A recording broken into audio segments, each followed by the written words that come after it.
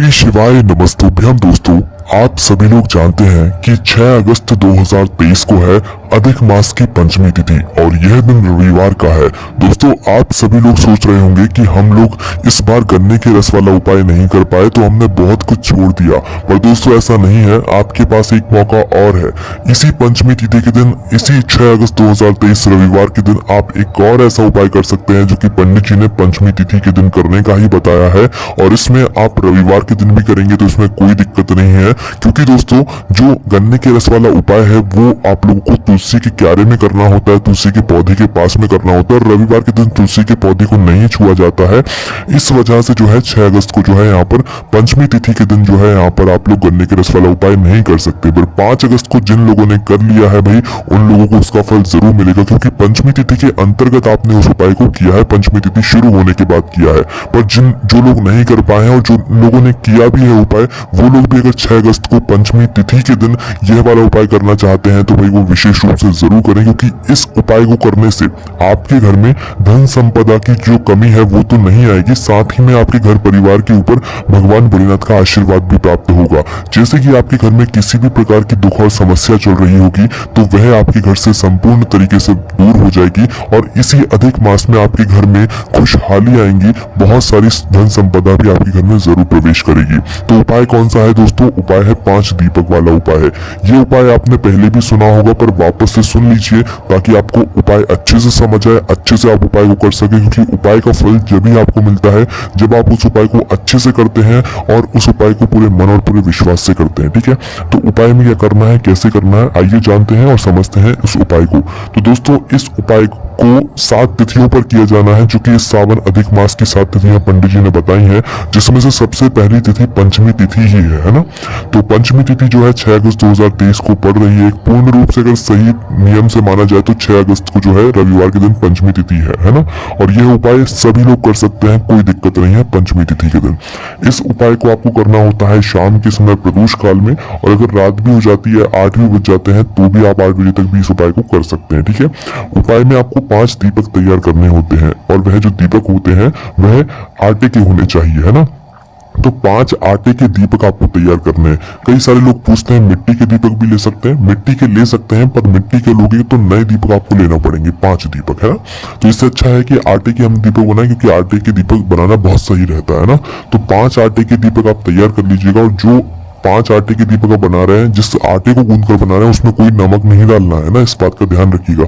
सादा आटा लेकर शुद्ध वाला उसे छान कर उसे गूंद कर फिर उसके 5 दिए आप लोग तैयार कर दो। 5 से ज्यादा नहीं करना है ना, 5 से कम करना है ना, 5 दीपक आप तैयार कर लो। उसके बाद में दोस्तों इन 5 दीपकों को तैयार करके आप अपनी एक प्लेट में रख लो, एक थाली में रख लो, जिसमें ये 5 दीपक बन जाए, है ना, अच्छे से जमा कर। उसके बाद में क्या करना है, इन 5 दीपकों के अंदर आपको रखना है लंबी बाती। देखो, इस उपाय में आपको गोल बाती नहीं रखना है। शिव जी का उपाय है गोल बाती, आप लोगों के मन में आ रहा होगा कि गोल बाती रखना है, पर पंडित जी ने अलग से इस बात को बताया था कि आपको इस उपाय को करते समय लंबी बाती का प्रयोग करना है इन 5 दीपकों के अंदर। वो इसीलिए करना है क्योंकि जो लंबी बाती होती है वो हमारे वंश की वृद्धि के लिए होती है, और ये उपाय हम कर ही इसीलिए रहे हैं ताकि हमारे वंश में वृद्धि हो और हमारे घर परिवार में कभी कोई दुख समस्या ना आए। तो आपको करना क्या है, 5 लंबी बाती तैयार करनी है, और एक एक लंबी बाती 5 दीपकों के अंदर रख देनी है ना।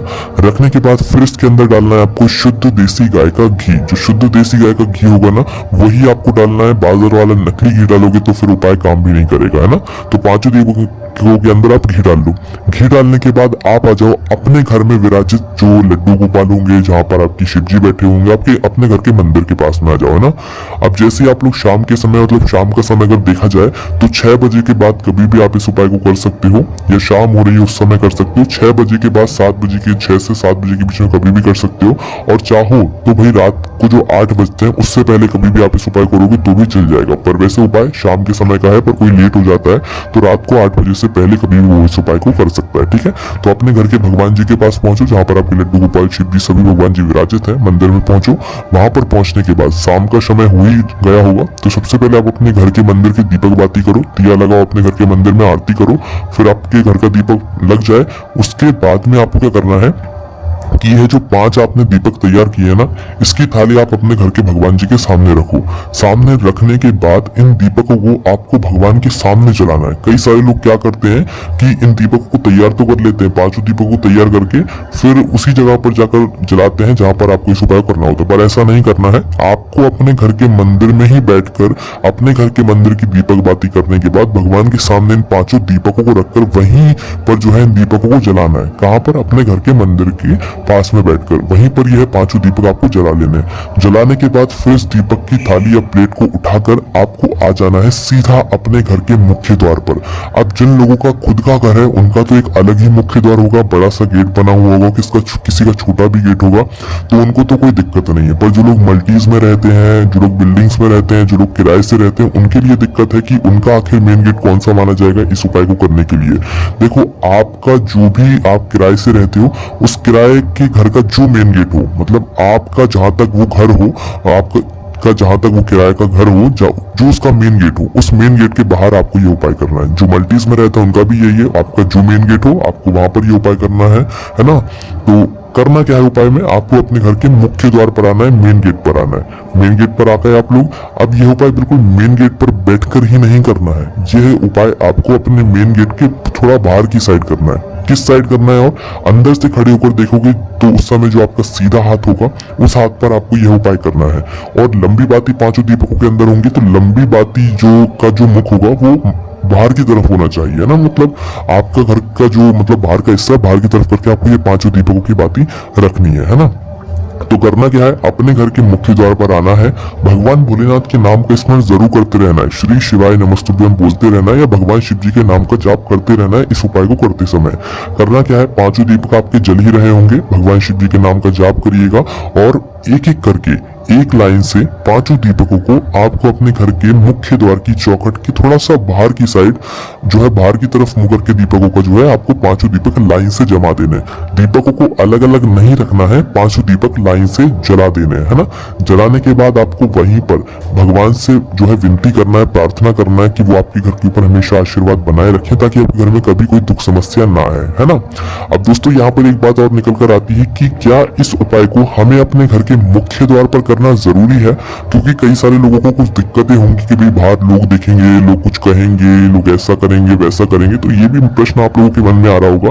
तो क्या हम इस उपाय को कहीं और जाकर कर सकते हैं? जी हाँ, कर सकते हैं।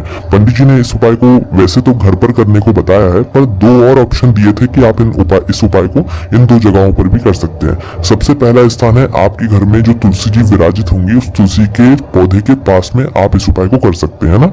आपने अपने घर के मुख्य द्वार पर करना चाहे तो वहां पर भी कर सकते हैं। अगर आपके घर में तुलसी जी विराजित हैं और तुलसी का पौधा है तो तुलसी के पास में कोई भी एक जगह ढूंढकर वहां पर आप इन 5 दीपकों को लाइन से थोड़ा इधर उधर भी रख सकते हैं, कोई दिक्कत नहीं। वहां पर भी प्रार्थना करके आप लोग 5 दीपकों को रख सकते हैं ना। ये पहला स्थान है। दूसरा स्थान है भगवान शिव जी का मंदिर। अगर आप चाहें तो शिव जी के मंदिर में जाकर भी ये 5 दीपकों को जमा कर भगवान शिव जी की चौखट पर जाकर रख सकते हैं, या भगवान शिव जी के पास में जाकर भी रख सकते हैं ना। और भगवान से प्रार्थना जरूर कीजिएगा कि वो आपके घर परिवार पर हमेशा अपनी दृष्टि बनाए रखें और आपके घर परिवार के ऊपर अपना आशीर्वाद जरूर दें, ताकि आपके घर की जो वृद्धि है, वंश की वृद्धि है, या जो भी सफलता की वृद्धि है, वो हमेशा आपके घर परिवार में आती रहे। अब दोस्तों यहाँ पर आपका यह उपाय तो पूर्ण हो जाता है। आपने 5 दीपक अपने मुख्य द्वार पर लगा दिए हों, या तुलसी के क्यारे के पास लगा दिए हों, या भगवान शिव जी के मंदिर में लगा दिए हों, है ना। पर अब इन दीपकों का करना क्या है, ये बात भी बहुत ज्यादा विशेष और महत्वपूर्ण है। देखो, अगर आपको लगता है कि आपके मुख्य द्वार पर मतलब कोई गाय आती है, कोई बिल्ली आती है, कोई कुत्ता आता है जो कि आपके इन 5 दीपकों को नुकसान पहुंचा सकता है, तो भाई आप कोशिश यही करो कि आप अपने इस उपाय को मुख्य द्वार पर ना करके तुलसी के क्यारे के पास करो। उसका कारण ये है कि वह दीपक कुछ समय तक जलेंगे और उस समय के बीच में आपको जो है अपने दीपकों के पास में ही बैठना पड़ेगा।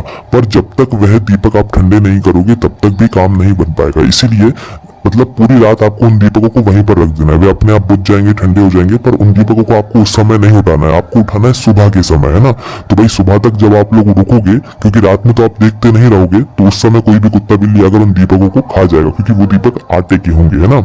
उसी स्थान पर अगर आपके मिट्टी के दीपक है तो उस स्थान पर कोई दिक्कत नहीं है, मिट्टी का कोई भी कोई नुकसान नहीं करेगा, है ना। आटे के दीपक है तो फिर नुकसान करेगा। तो उस स्थान पर आप लोग ये कर सकते हैं कि यह वाला उपाय आप बाहर न करके अपने तुलसी के पौधे के पास पास में कर सकते हैं, जिससे कि वह आपके आटे के पांचों दीपक जो है सुरक्षित भी रहेंगे और सुबह जाकर आप इन दीपकों को ठंडा भी कर पाओगे। इन दीपकों को ठंडा करने के लिए आप अपने घर के आसपास जो भी नदी, बावड़ी या तालाब हो वहां पर जाकर भी ठंडा कर सकते हैं, या आपके घर में कोई वृक्ष लगा हुआ हो तो भी वहां पर वृक्ष के पास में भी आप इन दीपकों को रख सकते हैं। जो लोग मिट्टी के दियों से उपाय करेंगे उनको ठंडा करने की जरूरत नहीं है, वो अपने इन दीपकों को अपने घर में ही सुरक्षित रख सकते हैं, कोई दिक्कत नहीं है, ठीक है। और जो आटे के दीपक है वो भी आप अपने घर के मतलब जो वृक्ष, पौधे वगैरह होंगे, मिट्टी वगैरह होंगे, वहां पर आप डाल सकते हैं, वो वहीं के वहीं विसर्जित हो जाएंगे, है ना। फिर उसके बाद ये उपाय पूर्ण होता है।